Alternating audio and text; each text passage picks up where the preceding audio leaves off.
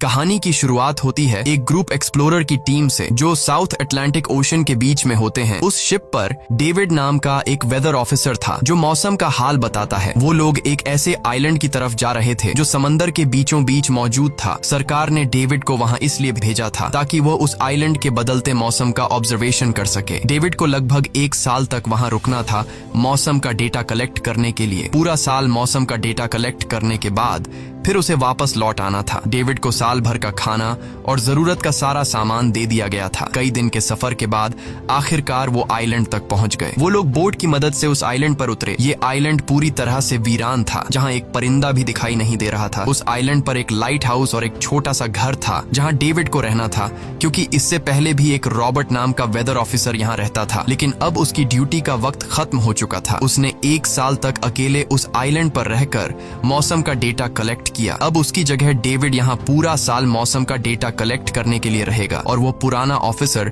Robert ship के साथ वापस चला जाएगा। लेकिन जब पूरी टीम ने घर को विजिट किया तो वो हैरान रह गए, क्योंकि वहाँ किसी भी इंसान का नामो निशान नहीं था। कमरे के अंदर पुराने ऑफिसर का सारा सामान यहाँ वहाँ बिखरा पड़ा था। जिसके बाद कैप्टन और डेविड ने सोचा कि शायद लाइट हाउस में कोई हो सकता है। कैप्टन और डेविड बिना वक्त गंवाए लाइट हाउस की तरफ बढ़ते हैं और वो सब वहाँ एक अजीब नजारा देखते हैं। वो देखते हैं कि पूरा लाइट हाउस तेज और नुकीले लकड़ियों से घिरा हुआ था, जैसे किसी ने जानबूझकर उसे बंद कर दिया हो ताकि कोई भी अंदर न जा सके। जिसके बाद कैप्टन और डेविड ने लाइट हाउस का गेट कई बार नॉक किया, लेकिन अंदर से कोई रिस्पॉन्स नहीं मिला। आखिर में उन्होंने गेट को जोर से धक्का दिया और अंदर घुस गए। लाइट हाउस के अंदर उन्हें एक आदमी मिला जिसका नाम ग्रूनर था। जब उन्होंने ग्रूनर से पुराने वेदर ऑफिसर रॉबर्ट के बारे में पूछा तो उसने जवाब दिया कि वो तो मर गया है। वो समंदर की तरफ गया लेकिन दोबारा कभी लौटकर वापस नहीं आया। ग्रूनर की बातें सुनकर डेविड और कैप्टन दोनों चौंक गए। ये सब सुनने के बाद कैप्टन ने डेविड से कहा, अगर तुम अब भी चाहो तो हमारे साथ वापस चल सकते हो। लेकिन डेविड ने वापस जाने से इनकार कर दिया। डेविड ने सोचा अगर वो सरकार को उस आइलैंड का एक्यूरेट वेदर रिपोर्ट दे पाया तो उसे काफी मोटी रकम मिल सकती है। जिसके बाद कैप्टन ने उसे एक गन दी खुद की प्रोटेक्शन के लिए, और कैप्टन ने डेविड से कहा कि ये जगह मुझे सेफ नहीं दिखाई दे रही, अपना ख्याल रखना। इसके बाद उसे वहीं पर छोड़कर वो सब वापस चल दिए और अब ये दोबारा वापस 1 साल बाद आएंगे। कैप्टन के जाने के बाद डेविड ने घर को थोड़ा सेटल किया, रहने के काबिल बनाया। रात होने के बाद उसे ड्रॉर में एक डायरी मिली जो पुराने वेदर ऑफिसर रॉबर्ट की थी। उस डायरी में आइलैंड के बारे में बहुत कुछ लिखा था। डायरी में एक मिस्टीरियस क्रीचर के बारे में कुछ बातें लिखी गई थी, लेकिन सब कुछ साफ नहीं था। कुछ बातें अधूरी थी। डेविड हर लाइन को ध्यान से पढ़ता गया। उस डायरी में कुछ अजीब तरह के जानवरों के स्केचेस भी बने थे। डेविड को समझ नहीं आया उसने ऐसी पिक्चर्स क्यों बनाई थी। शायद वो अकेला था और टाइम पास के लिए ऐसा किया होगा। डायरी के एक पेज पर पुराने ऑफिसर के वाइफ की फोटो भी लगी थी। डेविड वह डायरी पढ़ते पढ़ते थक गया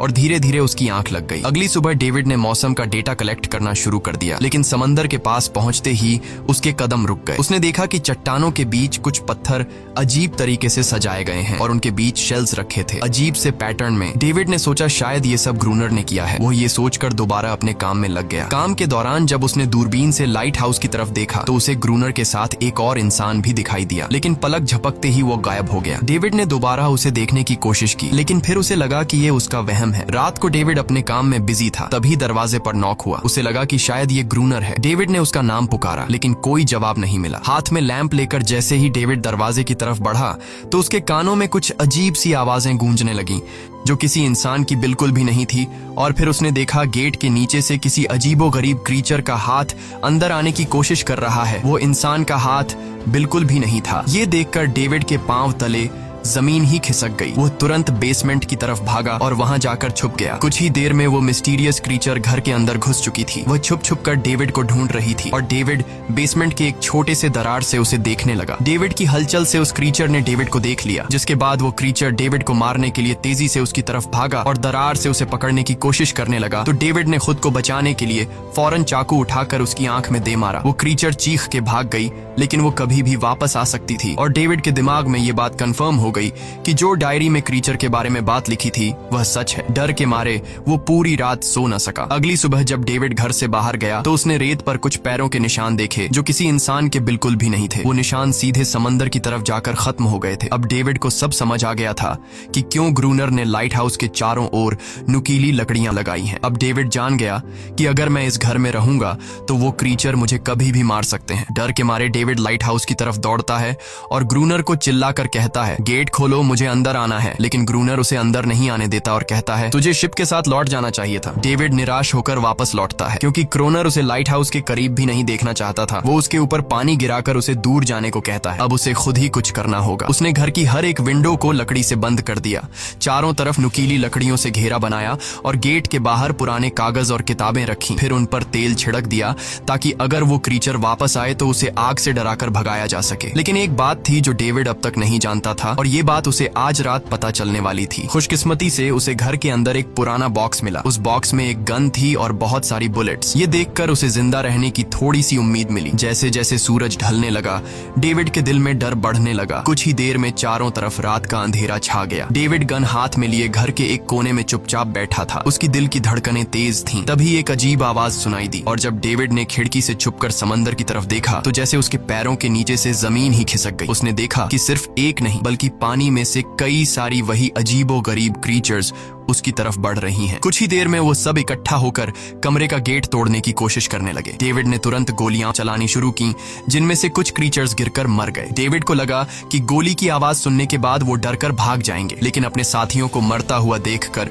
वो और भी ज्यादा गुस्सा हो गए। तब डेविड प्लान बी अपनाते हुए गेट के बाहर रखे कागजों और पुरानी किताबों को आग लगा देता है। आग देखकर वो क्रीचर्स डर के मारे वापस समंदर में लौट गए, लेकिन अब वही आग डेविड के घर तक पहुंच चुकी थी। घर के दरवाजे ने आग पकड़ ली और धीरे धीरे फैलने लगी क्योंकि पूरा घर लकड़ी का बना हुआ था। डेविड ने तुरंत एक चादर में खुद को लपेटकर अपनी जान बचाई और बाहर निकलकर लाइट हाउस के पास एक बड़े पत्थर के पीछे छुप गया। क्रीचर्स को शूट करते वक्त डेविड के हाथ में काफी गहरी चोट भी आई। तभी अचानक तेज बारिश शुरू हो गई। आग धीरे धीरे बुझने लगी, लेकिन पूरी रात की बारिश के बाद भी सुबह तक डेविड अपना घर नहीं बचा पाया। पूरा घर जलकर लगभग राख हो चुका था। अब अगर डेविड को जिंदा रहना है तो उसे लाइट हाउस में पनाह लेनी होगी। उसने अपनी राइफल उठाई और लाइट हाउस के पास के पत्थरों के बीच छुप गया और इंतजार करने लगा कि कब ग्रूनर पानी भरने आएगा। जब ग्रूनर पानी भरने के लिए लाइट हाउस से बाहर निकला तो डेविड उसके पीछे पीछे चल दिया, लेकिन तभी अचानक एक अजीब सा क्रीचर जो ग्रूनर के पास ही था उसने डेविड पर हमला कर दिया। लेकिन किसी तरह करके डेविड ने उसे काबू कर लिया। वो क्रीचर ग्रूनर का रक्षक था। जब वह उसे शूट करने वाला था तो ग्रूनर ने तुरंत डेविड को रोका और कहा, रुक जाओ, ये मेरा पालतू है। डेविड ने गोली नहीं चलाई और मौके का फायदा उठाते हुए उसने ग्रूनर के साथ एक शर्त रखी, अगर इस क्रीचर को जिंदा रखना है तो मुझे लाइट हाउस में रहने दिया जाए, नहीं तो मैं इसे मार दूंगा। जिसके बाद ग्रूनर ने हाँ कर दी क्योंकि डेविड के पास ढेर सारा खाना और गन पाउडर था। शाम होने से पहले दोनों बचा हुआ खाना लेकर लाइट हाउस लौट आए और वो दोनों आराम से सो गए। अगली सुबह वो क्रीचर चुपचाप डेविड का हाथ चाट रहा था। जब डेविड नींद से जागा तो उसने देखा कि इस क्रीचर के चाटने की वजह से उसका हाथ पूरी तरह से ठीक हो चुका है। ये सब देखकर डेविड हैरान हुआ। डेविड अब क्रोनर से इस क्रीचर के बारे में और जानना चाहता था और फिर ये सब दुनिया के सामने लाना चाहता था क्योंकि ये किसी जादू से कम नहीं था। डेविड ने सोचा, अगर इस क्रीचर का राज दुनिया के सामने हम लाते हैं तो डेविड और क्रोनर दोनों बहुत सारा पैसा और नाम कमा लेंगे। लेकिन क्रोनर को ये सब नहीं चाहिए था। वो इस आइलैंड से कहीं नहीं जाना चाहता था। क्रोनर का अब इस दुनिया में कोई नहीं बचा था। उसके लिए ये आइलैंड परफेक्ट था जहां वो अपने आप को एक किंग समझता था और अपनी मर्जी का मालिक। इसी वजह से उसने आइलैंड के कई हिस्सों में लिख दिया था, क्रोनर यहाँ का बादशाह है। लेकिन डेविड को ये समझ नहीं आ रहा था कि ये अजीब सी क्रीचर क्रोनर की फालतू कैसे बनी। तो क्रोनर ने बताया कि एक बार क्रोनर ने उसकी जान बचाई थी। वो गलती से उसके फिशिंग नेट में फंस गई थी। तब ये क्रीचर छोटी थी और उस दिन के बाद से वो क्रोनर के साथ ही रह गई। उसकी हर बात माननी शुरू कर दी। लेकिन क्रोनर एक सख्त इंसान था। वो इस क्रीचर के साथ बहुत बुरा बर्ताव करता था। क्रोनर हर दिन इस क्रीचर के साथ फिजिकल रिलेशन रखता था। क्रोनर ने बताया कि एक बार इस क्रीचर ने मुझ पर हमला भी किया था और उसके बदले में क्रोनर ने उसे ऐसी सजा दी कि उस सजा के बाद वो क्रीचर अपने आप को क्रोनर की गुलाम समझने लगी। और आप सब भी समझ गए होंगे कि हर रात वो क्रीचर समुद्र से बाहर क्यों आते हैं। वो सभी इसलिए आते हैं ताकि अपने साथी को क्रोनर से छुड़वाकर वापस ले जाए। लेकिन क्रोनर ऐसा नहीं होने देता। वो क्रीचर्स दिन के उजाले में अटैक नहीं कर सकते क्योंकि सूरज की रोशनी उनकी स्किन जला देती है। डेविड अब यहाँ और नहीं रहना चाहता था। वो किसी तरह से आइलैंड से अपनी जान छुड़ाना चाहता था। खैर, शाम होने लगी और क्रोनर ने उससे कहा, गन लेकर रेडी हो जाओ क्योंकि वो क्रीचर्स कभी भी हमला कर सकते हैं। वो लाइट हाउस की लाइट ऑन करने के लिए तैयार हो गए और कुछ ही देर में समुद्र से बड़ी संख्या में क्रीचर्स निकलकर बाहर आ गए। वो लाइट हाउस की तरफ बढ़ते जा रहे थे। क्रोनर उन पर लगातार फायर करता जा रहा था, लेकिन डेविड पूरी तरह से डर गया था। वो लाइट हाउस के अंदर की तरफ आने लगा। क्रोनर के बार बार कहने के बावजूद वो बस एक कोने में चुपचाप बैठा रहा और कुछ ही देर में डेविड बेहोश हो गया। क्रोनर पूरी रात अकेला इन क्रीचर्स से लड़ता रहा। अगली सुबह क्रोनर ने गुस्से में डेविड के मुंह पर पानी डालकर उसे उठाया और कहा, अगर तुम्हें जिंदा रहना है तो इनकी जान लेनी होगी, नहीं तो तुम्हें लाइट हाउस से निकाल निकाल दिया जाएगा और तुम्हें मेरी हर बात माननी होगी। रोजाना पानी भर कर लाना, लाइट हाउस के छोटे बड़े काम करना और रात को मेरे साथ गार्ड ड्यूटी भी करनी होगी। अब डेविड के पास दूसरा कोई ऑप्शन नहीं था। इसी वजह से ये सब करना उसकी मजबूरी बन गया। डेविड अब क्रोनर की हर बात मानने लगा, लेकिन एक चीज थी जो उसे बिल्कुल भी पसंद नहीं आई। वो ये थी कि हर रोज उस फीमेल क्रीचर को अलग अलग तरीकों से फिजिकली टॉर्चर करना। रात होती है, दोनों फिर से गार्ड ड्यूटी के लिए तैयार हो जाते हैं और एक बार फिर वो क्रीचर समुद्र से निकलकर बाहर आते हैं। लेकिन आज डेविड को डर नहीं लग रहा था। उसने क्रीचर पर फायरिंग शुरू की, मगर आज क्रोनर कुछ भी नहीं कर रहा था। वो डेविड को बाहर छोड़कर लाइट हाउस का गेट बंद कर देता है और खुद चुपचाप अंदर बैठ जाता है ताकि डेविड खुद सीख सके कि इन क्रीचर से कैसे लड़ा जाता है। इसी तरह डेविड को लड़ते लड़ते वो रात कट जाती है और सुबह हो जाती है। सुबह क्रोनर ने देखा कि डेविड लाइट हाउस के गेट के बाहर खून में लथपथ बैठा था। अब उसने सीख लिया था कि इन क्रीचर्स से कैसे लड़ना है। इसी तरह समय गुजरता गया, रातों को इन क्रीचर्स से लड़ते हुए और दिन भर क्रोनर के लाइट हाउस के काम संभालते हुए। ये आइलैंड अब उसके लिए एक बंद घर जैसा हो गया था। वो हर वक्त सोचता रहता था कि कब ये जगह छोड़कर आजादी की सांस लेगा। समय के साथ साथ डेविड का उस फीमेल क्रीचर के साथ एक अजीब सी दोस्ती बन गई थी। डेविड को उसके लिए अब बुरा लगने लगा था। अब उसे समझ आया कि अपने लोगों को छोड़कर अकेला रहना कितना मुश्किल होता है। शायद वो क्रीचर भी कुछ ऐसा ही महसूस करती थी। डेविड ने उस क्रीचर को एक नाम भी दिया, अनारियस। इसी तरह से दिन गुजरते गए और फिर एक दिन उन्होंने देखा कि इन क्रीचर्स के अटैक्स धीरे धीरे कम हो रहे हैं। डेविड सोचता है शायद सर्दियों में वो कहीं और चले जाते हैं या फिर शायद उन्हें समझ आ गया था कि इन दोनों से लड़कर कुछ हासिल नहीं होगा। लेकिन क्रोनर ने उससे कहा कि ऐसा बिल्कुल नहीं है, वो फिर से अटैक करेंगे। अब वो अपनी संख्या बढ़ा रहे हैं। कुछ और दिन ऐसे ही गुजर गए। एक रात डिनर के बाद क्रोनर और डेविड ने टाइम पास के लिए चेस खेलना शुरू किया, लेकिन यहीं पर क्रोनर से एक बड़ी गलती हो गई। वो दोनों खेल में इतने उलझ गए कि लाइट हाउस की लाइट्स ऑन करना ही भूल गए। अंधेरे का फायदा उठाकर क्रीचर्स ने उन पर अटैक कर दिया। डेविड ने देखा कि क्रीचर्स की संख्या इतनी ज्यादा थी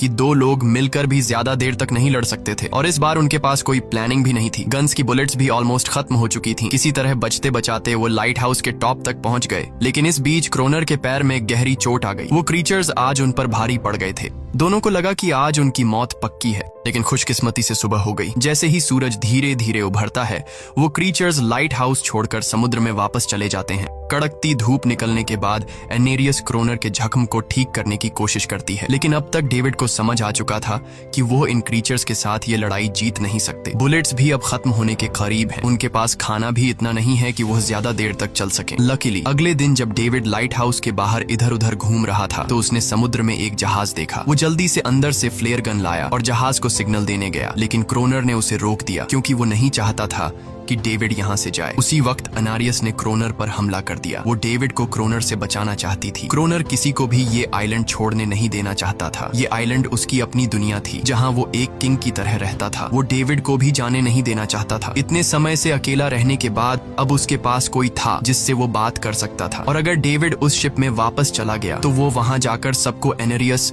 और उनके बारे में बता देगा। इसलिए अब डेविड यहाँ से नहीं जा सकता। धीरे धीरे वो शिप डेविड की आंखों के सामने समुद्र में गायब हो गई। अब उसके पास कुछ भी करने को नहीं था। कुछ और दिन ऐसे ही बीत गए। क्रोनर अब भी डेविड और अनारियस दोनों के साथ बुरा बर्ताव कर रहा था, लेकिन अनारियस को वो खास तौर पर मारता था, जो डेविड को बिल्कुल पसंद नहीं था। एक दिन डेविड ने अनारियस को एक छोटी टॉय बोट गिफ्ट में दी जो उसने किसी मछली की हड्डी से बनाई थी। लेकिन जब अनारियस ने उस बोट को देखा तो वो डेविड को आइलैंड के एक ऐसे कोने में ले गई जहाँ सचमुच एक असली बोट रखी थी। जब डेविड ने इस बोट के बारे में क्रोनर से पूछा तो उसने कहा हाँ, उसे पहले से पता था कि आइलैंड के इस हिस्से में एक बोट है। क्रोनर कहता है कि कुछ लोग इस आइलैंड तक बोट के जरिए अपनी जान बचाने आए थे, लेकिन सुबह होने से पहले उनमें से कोई भी जिंदा नहीं बचा। सबको इन क्रीचर्स ने मार दिया। वो सब शिप में गोला बारूद ले जा रहे थे, लेकिन समुद्र में आए तूफान की वजह से उनका शिप इसी आइलैंड के पास डूब गया। ये सब सुनते ही डेविड के दिमाग में एक आइडिया आया। उनके पास एक डाइविंग सूट जैसा कुछ था। डेविड ने कहा कि अगर हम दोनों में से कोई उस सूट को पहनकर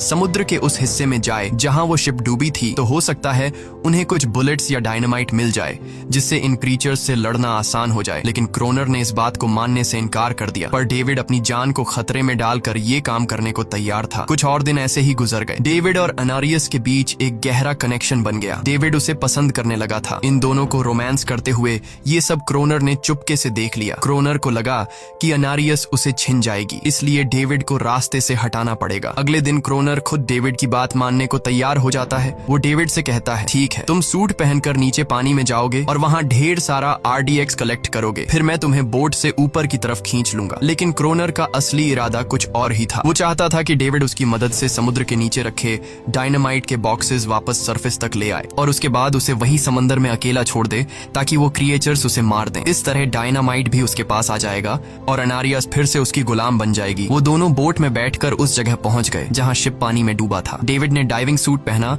और समंदर के नीचे उतर गया। नीचे जाने के बाद डेविड ने देखा कि शिप पूरी तरह तबाह हो चुकी है, लेकिन उसकी किस्मत अच्छी थी कि उसे कुछ डायनामाइट के बॉक्स मिल गए। लेकिन तभी अचानक कुछ क्रिएचर उसके सामने आ गए। क्रिएचर्स को देखते ही डेविड घबरा गया और नीचे गिर पड़ा। वो डाइविंग सूट इतना भारी था कि वह हिल भी नहीं पा रहा था और डेविड क्रोनर को ऊपर सिग्नल भी नहीं भेज पाया। क्रोनर को लगा कि शायद वह क्रिएचर्स डेविड को मार चुके हैं, लेकिन असल में वो तो सिर्फ 2 छोटे बच्चे थे। डेविड ने जैसे तैसे करके अपना डाइविंग सूट वहीं छोड़ दिया और ऊपर सतह तक खुद को पहुंचाया। उन्हें वहां कुछ पुराने बॉक्स मिले जिनमें डायनामाइट था। इसके बाद यह दोनों काम पर लग गए। उन्होंने लाइट हाउस के आसपास 2 लेयर्स में डायनामाइट बिछा दिया ताकि जब अगला हमला हो तो वे मॉन्स्टर्स को एक ही बार में खत्म कर सकें। कुछ महीने बीत गए और बर्फबारी का मौसम आया, लेकिन एक बार फिर वो क्रिएचर्स गायब हो गए। अचानक से अटैक बंद हो चुके थे, जैसे क्रिएचर्स को खबर मिल गई हो कि उनके लिए जाल बिछाया गया है, इसीलिए अब वो अटैक नहीं कर रहे थे। क्रोनर को लगा कि शायद अनारियस ने उन क्रिएचर्स को खबरदार कर दिया है, जिसकी वजह से वो अनारियस पर जुल्म करने लगा, लेकिन डेविड ने उसे रोक लिया। आखिर में दोनों ने मिलकर एक नया प्लान बनाया, लाइट हाउस का मेन गेट खुला छोड़ने का, ताकि जैसे ही वो क्रिएचर्स पास आए डायनामाइट से उन सबको उड़ा दिया जाए। डेविड ने चालाकी से काम लेते हुए अनारियस को लाइट हाउस के टॉप पर चीखने को कहा। एनरिस की आवाज सुनते ही सभी क्रिएचर्स गुस्से से भड़क उठे। क्रिएचर्स ने जब देखा कि लाइट हाउस का मेन गेट खुला हुआ है तो उन्हें लगा कि यह अच्छा मौका है अनारियस को छुड़ाने का, लेकिन असल में यह उनके लिए एक चाल थी। कुछ ही देर में वह क्रिएचर समंदर से बाहर निकलने लगे। वे सीधे मेन गेट की तरफ बढ़े और अंदर घुसते ही डेविड पर हमला कर दिया। डेविड भी हिम्मत दिखाता है और क्रिएचर से जान छुड़ा लेता है। जैसे ही वे सभी क्रिएचर लाइट हाउस के पास पहुंच जाते हैं तो क्रोनर डायनामाइट का लीवर दबा देता है, लेकिन ब्लास्ट नहीं होता। असल में डेविड ने उसका कनेक्शन खोल दिया था और क्रोनर उसे दोबारा लगाना भूल गया था। डेविड तुरंत ऊपर भागता है और डायनामाइट का वायर जोड़ना शुरू करता है। तब तक वो क्रिएचर्स लाइट हाउस पर चढ़ने की कोशिश कर रहे होते हैं, जिन्हें सिर्फ अकेला क्रोनर रोकता है। जैसे ही कनेक्शन पूरा होता है डेविड पहला लेयर उड़ा देता है, जिससे कई क्रिएचर्स ब्लास्ट में खत्म हो जाते हैं, लेकिन अभी भी काफी मॉन्स्टर्स लाइट हाउस पर हमला करने के लिए तैयार होते हैं। इस वजह से क्रोनर दूसरा लेयर भी ब्लास्ट कर देता है। दोनों उस जोरदार धमाके में बेहोश हो जाते हैं। अगली सुबह जब दोनों होश में आए तो उन्होंने देखा कि एनरियस वहां नहीं थी। ब्लास्ट में चारों तरफ मरे हुए क्रिएचर्स पड़े थे। क्रोनर उन सबको मार रहा था जो जख्मी हालत में जिंदा बचे थे। तभी डेविड की नजर उनमें से एक के गले में लटके एक नेकलेस पर पड़ी। उस क्रिएचर को तड़पता हुआ देखकर डेविड को उस पर तरस आ जाता है और उसे अपनी गलती का एहसास हो जाता है। जिन क्रिएचर्स को वह अब तक खूंखार समझते आए थे वो भी इंसानों की तरह थे, सिर्फ बोल नहीं सकते थे। लेकिन क्रोनर के लिए यह सब बेकार बातें थीं। उस दिन के बाद वह क्रिएचर्स फिर कभी अटैक नहीं कर पाए, लेकिन हर दिन समंदर के किनारे से रोने की आवाजें आती थीं। डेविड को अब तक नहीं पता था कि उन्होंने कितना बड़ा नुकसान कर दिया था, कितनी फैमिली टूट गई, कितने बच्चों ने अपने लोग खो दिए, सिर्फ एक गलतफहमी की वजह से। अगले दिन डेविड ने समंदर में उन क्रिएचर्स के कुछ छोटे छोटे बच्चों को देखा, वो सब जिन्होंने अपने परिवार खो दिए थे। डेविड ने पत्थरों का एक गोल सर्कल बनाया और उसके बीच में वह छोटी टॉय बोट रख दी ताकि एनरिस उसे देखकर वापस लौट आए। डेविड ने कई घंटे इंतजार किया, लेकिन एनरिस कभी वापस नहीं आई। सुबह नींद से जागने के बाद डेविड ने देखा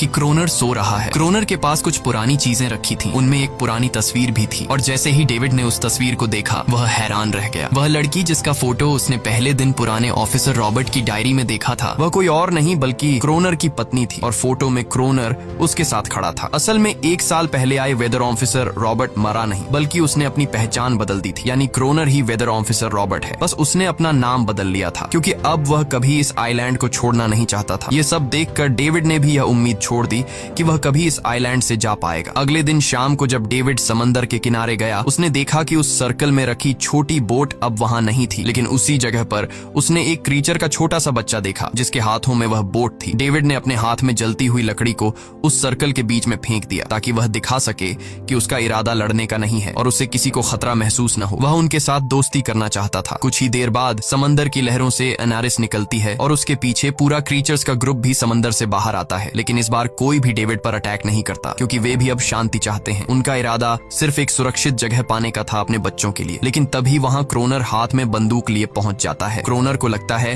कि अगर शांति हो गई तो उसे सबसे ऊपर होने का एहसास कैसे होगा। डेविड उसे समझाने की कोशिश करता है कि ये क्रीचर्स लड़ना नहीं चाहते, ये शांति चाहते हैं, लेकिन क्रोनर किसी की नहीं सुनता। वो एनेरियस से चिल्लाकर कहता है अंदर चली जाओ। लेकिन ये पहली बार था कि एनेरियस ने उसकी बात नहीं मानी क्योंकि अब वह उसकी नौकरानी नहीं थी। यह देखकर क्रोनर को लगता है कि अब इस आइलैंड पर उसकी बादशाहत नहीं रही। क्रोनर खुद को अंदर से कमजोर महसूस करने लगता है क्योंकि अब कोई भी उसका हुक्म नहीं मान रहा था। गुस्से में उसने लाइट हाउस की तरफ कदम बढ़ाए। डेविड को लगा शायद क्रोनर को अब समझ आ गया होगा कि हर एक जानवर आजादी चाहता है, कोई भी किसी का गुलाम बनकर नहीं जीना चाहता। लेकिन क्रोनर के सर से बादशाहत का भूत कहां उतरने वाला था। जैसे ही वह लाइट हाउस पहुंचा, उसने सिग्नल गन से एक फ्लेयर छोड़ी जो सीधा जाकर एक क्रीचर के बच्चे से टकरा गई। उस बच्चे की तुरंत मौत हो गई। सभी क्रीचर्स डर के मारे भाग गए और एनेरियस ने भी डेविड पर अपना पूरा भरोसा खो दिया। गुस्से से पागल डेविड तुरंत लाइट हाउस की तरफ भागता है क्रोनर को सबक सिखाने। डेविड उससे लड़ने लगता है, क्यों किया तूने ये सब? ये लोग तो बस शांति चाहते थे। लेकिन क्रोनर इतना हिंसक हो चुका था